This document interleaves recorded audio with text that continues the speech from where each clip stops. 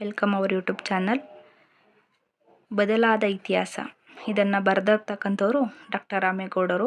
ಈ ಬದಲಾದ ಇತಿಹಾಸ ಎಂಬ ಕವಿತೆಯನ್ನು ಆರದಿರಲಿ ಬೆಳಕು ಎಂಬ ಕವನ ಸಂಕಲನದಿಂದ ಆಯ್ದುಕೊಳ್ಳಲಾಗಿದೆ. ಈ ಪದ್ಯದಲ್ಲಿ ನಾವೇನು ನೋಡ್ತೀವಿ ಅಂದರೆ ಜಾತಿ ತಾರತಮ್ಯ, ಹಾಗೆ ವರ್ಗ ತಾರತಮ್ಯ, ಮೇಲ್ವರ್ಗ ಕೆಳವರ್ಗ, ಈ ರೀತಿ ಸಾಮಾಜಿಕ ಶೋಷಣೆಗೆ ಒಳಪಟ್ಟವರ ಒಂದು ದಾರುಣ ಕಥೆಯನ್ನು ನಾವು ಈ ಪದ್ಯದಲ್ಲಿ ನೋಡ್ತಾ ಹೋಗ್ತೀವಿ. ಮೊದಲನೇದಾಗಿ ಅಂಜಿಸುವವರ ಅಂಗಳದಲ್ಲಿ ಅಂಜುವವರ ಕತೆ. ಈ ರೀತಿ ಶೋಷಣೆಗೆ ಒಳಪಟ್ಟವರ ಬದುಕು ಬಲಿಷ್ಠರ ಅಡಿಯಾಳಾಗಿ ಬದುಕು ನಡೆಸುವ ಒಂದು ದುರ್ಬಲ ಸ್ಥಿತಿಯಲ್ಲಿ ಅವರು ಇರ್ತಾರೆ. ಮತ್ತು ಮುಳ್ಳು ಬೇಲಿಯ ಮೇಲಿನ ನವಿರು ಬಟ್ಟೆ, ಅಂದರೆ ಒಂದು ನವಿರು ಬಟ್ಟೆ ಅಂದರೆ ಒಂದು ತೆಳುವಾದ ಬಟ್ಟೆ ಅಂತ. ಒಂದು ಮುಳ್ಳು ಬೇಲಿಯ ಮೇಲೆ ಯಾವ ರೀತಿ ಒಂದು ತೆಳುವಾದ ಬಟ್ಟೆ ಇರುತ್ತೋ ಆ ರೀತಿ ಅವರ ಬದುಕು ಇರುತ್ತೆ ಅಂತ ಕವಿ ಹೇಳ್ತಾ ಹೋಗ್ತಾರೆ. ಬಲಿಷ್ಠ ಬಾಹುಗಳೊಳಗೆ ಮುದುಡಿಕೊಂಡಿಹ ಬಾಳು, ನಡೆದು ಬಂದ ಕಡೆಗೆ ಬಿಡು ಸ್ವಲ್ಪ ದುರ್ಬೀನು. ಅಂದರೆ ಈ ರೀತಿ ಶೋಷಣೆಗೆ ಒಳಪಟ್ಟವರ ಬದುಕು, ಅವರು ನಡೆದು ಬಂದ ದಾರಿ, ಅವರ ಇತಿಹಾಸವನ್ನು ನಾವು ಸರಿಯಾಗಿ ಅರಿಯಬೇಕಾಗಿದೆ. ಉಬ್ಬು ತಗ್ಗುಗಳಲ್ಲಿ ಗಿಲಕಿಯಾಡಿದ ಭುವಿಗೆ ತುಸುಬಾಗಿದೆ ಬಾನು. ಅಂದರೆ ಈ ಮೇಲ್ಪಟ್ಟವರು ಆಡಿದ ಆಟಕ್ಕೆ ಆ ಆಕಾಶ ಕೂಡ ಸ್ವಲ್ಪ ಬಾಗಿದಂತೆ ಕಾಣಿಸ್ತಿದೆ ಅಂತ ಕವಿ ವಿವರಿಸ್ತಾ ಹೋಗ್ತಾರೆ. ಮುಂದೆ, ಅದೋ ನೋಡು ಯಾರೋ ಉಂಡೆಸೆದ ಎಂಜಲೆಲೆ ಹಿಡಿದು ಅಕ್ಕಿ ತೆಗೆಯುತ್ತಿದ್ದಾಳೆ ಅನ್ನದ ಹಗಳು. ಅಂದರೆ ಅವರ ಬದುಕು ಎಷ್ಟು ಕಷ್ಟಕರವಾಗಿರುತ್ತೆ ಅಂದರೆ, ಯಾರೋ ಉಂಡೆಸೆದ ಎಂಜಲೆಲೆಯಲ್ಲಿ ಅವರು ಅನ್ನದ ಅಗಳನ್ನು ಹುಡುಕ್ತಾ ಇದ್ದಾರೆ. ಅವರ ಬದುಕಿಗೋಸ್ಕರ ಏನು ಮಾಡ್ತಿದ್ದಾರೆ, ಅದರಲ್ಲಿ ಅನ್ನದ ಅಗಳನ್ನು ಹುಡುಕ್ತಾ ಇದ್ದಾರೆ. ಅಲ್ಲೇ ಪಕ್ಕದಲ್ಲೇ ಹರಿದ ಇರುಳ ಜರಿ, ಮೃತ್ಯು ನಕ್ಕಿದ್ದಾಳೆ ಕಾಲು ಜಾರಿ. ಇಂಥವರ ಬದುಕಲ್ಲಿ ಮೃತ್ಯು ಕೂಡ ಕಾಲು ಜಾರಿ ನಗುವಷ್ಟು ಪರಿಸ್ಥಿತಿ ಭೀಕರವಾಗಿರುತ್ತೆ ಅಂತ ಕವಿ ಹೇಳ್ತಾ ಇದ್ದಾರೆ. ಊರೆಲ್ಲ ಉಂಡು ಮುಕ್ಕಳಿಸಿದ ನೀರು, ಕಮಟು ವಾಸನೆ ತೇಗು. ಊರೆಲ್ಲರೂ ಉಂಡು ಮುಕ್ಕಳಿಸಿದ ನೀರಲ್ಲಿ ಅವರು ಬದುಕನ್ನು ನಡೆಸಬೇಕಾಗಿರುತ್ತದೆ. ಮತ್ತು ಪಕ್ಕದಲ್ಲೇ ಬೆತ್ತಲೆ ಮಲೆಗೆ ಕಿಲಕಿಲ ನಗುತ್ತಿದೆ ಮಗು. ಅಂದರೆ ಅಲ್ಲೊಂದು ಮಗು ಇಂಥ ಪರಿಸ್ಥಿತಿಯಲ್ಲೂ ಕೂಡ ಒಂದು ಮಗು ಕಿಲಕಿಲ ನಗುತ್ತಿದೆ ಅಂತ ಕವಿ ವಿವರಿಸ್ತಾ ಹೋಗ್ತಾರೆ. ಬಡಖಾನೆಯ ಲೋಡಿನೊಡನೆ ಓಡಿದೆ ಮೋಡ, ಚಂದ್ರ ಚಿಕ್ಕಿಯರು ಬೇಡಿದರು ಬಿಡಲೊಲ್ಲದ ಕಾಡುತ್ತಿದೆ ಕೂಡ. ಅಂದರೆ ದುಡಿಮೆಯನ್ನು ಭಾರದಿಂದ ಅವರು ನಲುಗಿ ಹೋಗಿದ್ದಾರೆ. ಆ ದುಡಿಮೆಯ ಭಾರದೊಂದಿಗೆ ಆಕಾಶದಲ್ಲಿನ ಮೋಡ ಕೂಡ ಅವರ ಕೆಲಸದ ಭಾರದೊಂದಿಗೆ ಅವ್ರ ಜೊತೆ ಓಡ್ತಾ ಇದೆ ಅಂತ ಕವಿ ಹೇಳ್ತಾ ಹೋಗ್ತಾರೆ. ಚಂದ್ರ ಚಿಕ್ಕಿಯರು ಬೇಡಿದರು ಬಿಡಲೊಲ್ಲದ ಕಾಡುತ್ತಿದೆ ಕೂಡ. ಅಂದರೆ ಅವರು ಇಷ್ಟೊಂದು ಕಷ್ಟ, ಇಷ್ಟೊಂದು ಹೊರಲಾಗದ ಭಾರ ನಮ್ಮ ಮೇಲೆ ಏಕೆ ಅಂತ ಅವರು ಚಂದ್ರ ನಕ್ಷತ್ರಗಳನ್ನು ಎಷ್ಟು ಬೇಡಿದರೂ ಕೂಡ ಇವರ ಬದುಕಿನ ರಹಸ್ಯವನ್ನು ತಿಳಿಸದೆ ಕಾಡುತ್ತಿವೆ.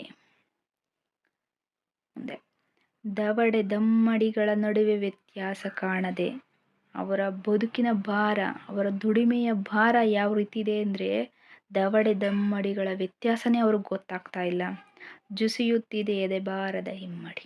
ಅಂದರೆ ಅವರ ದುಡಿಮೆಯ ಭಾರಕ್ಕೆ ಹಿಮ್ಮಡಿ ಸಮೇತ ಕುಸಿತಾ ಇದೆ.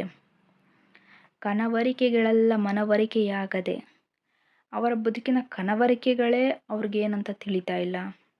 ಬಿದ್ದುಕೊಂಡಿದೆ ಬಸವಳಿದು ದುಡಿ. ದುಡಿದು ಅಂದರೆ ಬಸವಳಿದು ಹೋಗಿದ್ದಾರೆ. ಅಂದರೆ ಅವರು ಬಸವಳಿದು ಅಂದರೆ ಅಶಕ್ತರಾಗಿದ್ದಾರೆ. ಅವರ ಶಕ್ತಿನೆಲ್ಲ ಕಳ್ಕೊಂಡು ಅವ್ರದ್ದು ದುಡಿದು ಅಶಕ್ತರಾಗಿದ್ದಾರೆ ಅಂತ ಕವಿ ಹೇಳ್ತಾ ಹೋಗ್ತಾರೆ. ಮುಂದೆ ನೋಡೋಣ.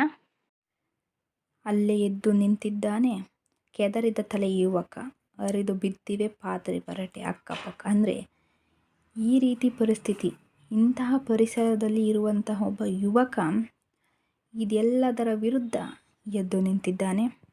ಯಾವ ರೀತಿ ಅಂದರೆ, ಹಸಿದ ನಾಯಿಯ ಹುಲಿ ಎಗರಿ ಹಾಯಲು ಸಿದ್ಧ. ಅಂದರೆ ಯಾವ ರೀತಿ ಒಂದು ಹಸಿದ ಹುಲಿ ಅಥವಾ ಒಂದು ಹಸಿದ ನಾಯಿ, ಆ ಥರ ಈ ಯುವಕ ಈ ಶೋಷಣೆಯ ವಿರುದ್ಧ ಎದ್ದು ನಿಂತಿದ್ದಾನೆ. ಕಣಕಣದೊಳಗೆ ಹರಿದಿದೆ ಬುಲ್ಡೋಜರಿನ ಜೋರು, ಒಳಗೆ ಒತ್ತರಿಸಿದ ಇತಿಹಾಸದ ತೇರು. ಅವನ ಕಣಕಣದಲ್ಲಿಯೂ ಕೂಡ ಎಲ್ಲವನ್ನೂ ನಾಶ ಮಾಡುವ ಜೋರು, ಒತ್ತಡ ಎಲ್ಲವೂ ಕೂಡ ಈಗ ಆ ಯುವಕನಲ್ಲಿ ಕಾಣ್ತಾ ಇದ್ದೀವಿ.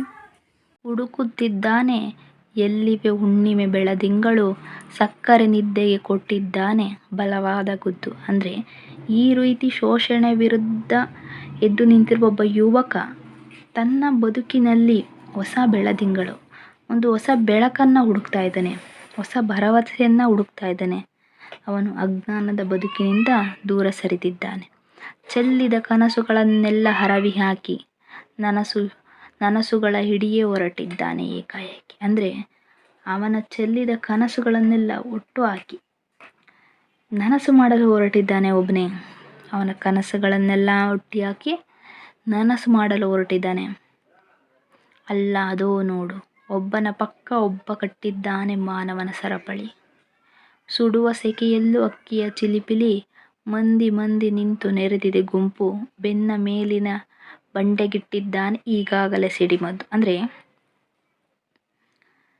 ಇದು ಒಬ್ಬ ಯುವಕನಿಂದ ಆಗುವಂಥ ಕೆಲಸ ಅಲ್ಲ.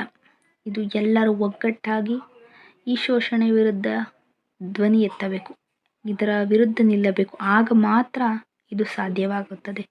ಸುಡುವ ಸೆಕೆಯಲ್ಲೂ ಅಕ್ಕಿಯ ಚಿಲಿಪಿಲಿ, ಸುಡುವ ಬಿಸಿನಲ್ಲೂ ಕೂಡ ಅಕ್ಕಿ ಚಿಲಿಪಿಲಿ ಅಂತಿರುತ್ತೆ. ಅದೇ ರೀತಿ ಯಾವುದೇ ಕಷ್ಟಕರ ಸಮಯದಲ್ಲೂ ಕೂಡ ಸಕಾರಾತ್ಮಕವಾಗಿರಬೇಕು ಅಂತ ಈ ರೀತಿ ಒಗ್ಗಟ್ಟಾಗಿ ತಮ್ಮ ಇತಿಹಾಸ ಶೋಷಣೆಯ ವಿರುದ್ಧ ತಿರುಗಿ ನಿಂತರೆ ಆಗ ಮಾತ್ರ ಅವರ ಬೆನ್ನ ಮೇಲೆ ಇತಿಹಾಸಗಳಿಂದ ಹೇರಲ್ಪಟ್ಟ ಎಲ್ಲ ಒತ್ತಡಗಳು, ಶೋಷಣೆಗಳು ಎಲ್ಲವೂ ಯಾವ ರೀತಿ ಅಂದರೆ ಬಂಡೆಗೆ ಸಿಡಿಬದ್ದನ್ನು ಇಟ್ಟು ಸ್ಫೋಟಿಸಿದಂತಾಗುತ್ತದೆ ಅಂತ ಕವಿ ಹೇಳ್ತಾ ಹೋಗ್ತಾರೆ. ಈಗ ಒಬ್ಬ ಯುವಕನಿಂದ ಅಲ್ಲ ಇದು ಸಾಧ್ಯವಾಗುವುದು, ಎಲ್ಲರೂ ಒಗ್ಗಟ್ಟಾಗಿ ಈ ಶೋಷಣೆಯ ವಿರುದ್ಧ ಎದ್ದು ನಿಲ್ಲಬೇಕು ಅಂತ ಕವಿ ಹೇಳ್ತಾ ಹೋಗ್ತಾರೆ. ಮುಂದೆ ನೋಡೋಣ. ಹಾಗೆಯೇ ನೋಡುತ್ತಿರು, ಹರಿವ ನೀರು, ಸುಳಿವ ಗಾಳಿ, ನಲಿವ ನೆಲಗಳಿಗೆಲ್ಲ ಈಗ ಎಲ್ಲಿಲ್ಲದ ಹುರುಪು. ಗಿಡ ಮರಗಳ ಸಂದು ಸಂದುಗಳಲ್ಲೂ ಕಣ್ಣೊಡೆಯುತ್ತಿವೆ ಹೊಸ ಜಗತ್ತು. ಅಂದರೆ ಈಗ ಈ ಜಾತಿ ತಾರತಮ್ಯ, ವರ್ಗ ತಾರತಮ್ಯ, ಶೋಷಣೆಗೆ ಈ ರೀತಿ ಒಳಪಟ್ಟವರು ಅದರ ವಿರುದ್ಧ ಸ್ಫೋಟಿಸಿ ಹೊರಬಂದರೆ ಅವರ ಬದುಕಿನಲ್ಲಿ ಹೊಸ ಹರಿವ ನೀರು, ಸುಳಿವ ಗಾಳಿ, ನಲಿವ ನೆಲಗಳಿಗೂ ಎಲ್ಲಿಲ್ಲದ ಹುರುಪು. ಆಗ ಅವ್ರಿಗೆ ಏನಾಗುತ್ತೆ ಅಂದರೆ ಒಂದು ಹೊಸ ಜಗತ್ತೇ ಕಣ್ಣೆದ್ರಿಗೆ ಬಂದುಬಿಡುತ್ತೆ. ಹೊಸ ಬದುಕು, ಹೊಸ ಜಗತ್ತೇ ಅವ್ರ ಕಣ್ಣೆದ್ರಿಗೆ ಬಂದುಬಿಡುತ್ತೆ ಅಂತ ಕವಿ ಹೇಳ್ತಾ ಇದ್ದಾರೆ. ದಾಪುಗಾಲು ಹಾಕಿದ್ದಾನೆ ಭವಿಷ್ಯದ ಬೆಳಕಿನತ್ತ ಗವಿಯೊಳಗಿದ್ದ ಈ ಮನುಷ್ಯ. ಅಂದರೆ ಶತಮಾನಗಳಿಂದಲೂ ಈ ಜಾತಿ ಶೋಷಣೆಯ ಭಾರಕ್ಕೆ ಕುಗ್ಗಿ ಹೋಗಿದ್ದ ಮನುಷ್ಯನು, ಇದೆಲ್ಲದರ ಗವಿಯೊಳಗೆ ಬಂಧಿತನಾಗಿದ್ದ ಮನುಷ್ಯ ಈಗ ಭವಿಷ್ಯದ ಬೆಳಕಿನತ್ತ ಹೆಜ್ಜೆ ಹಾಕಿದ್ದಾನೆ. ಇದೆಲ್ಲದರ ಶೋಷಣೆಯ ವಿರುದ್ಧ ತಿರುಗಿ ನಿಂತು ಇದೆಲ್ಲದರೊಳಗಿನ ಬಂಧಿತನಾಗಿದ್ದ ಮನುಷ್ಯನು ಈಗ ಬೆಳಕಿನತ್ತ ಹೆಜ್ಜೆ ಹಾಕಿದ್ದಾನೆ ಅಂತ ಒಂದು ಕವಿ ಒಂದು ಆಶಾವಾದದಲ್ಲಿ ಹೇಳ್ತಾ ಇದ್ದಾರೆ. ಇದಿಷ್ಟು ಬದಲಾದ ಇತಿಹಾಸ ಎಂಬ ಪದ್ಯದ ಪೂರ್ತಿ ವಿವರಣೆ. ಈ ವಿಡಿಯೋ ಇಷ್ಟ ಆಗಿದೆ ಅಂತ ಭಾವಿಸ್ತೀನಿ. ಇದೇ ಥರ ವೀಡಿಯೋಸ್ಗೋಸ್ಕರ ಚಾನಲ್ನ ಸಬ್ಸ್ಕ್ರೈಬ್ ಮಾಡ್ಕೊಳ್ಳಿ. Thank you.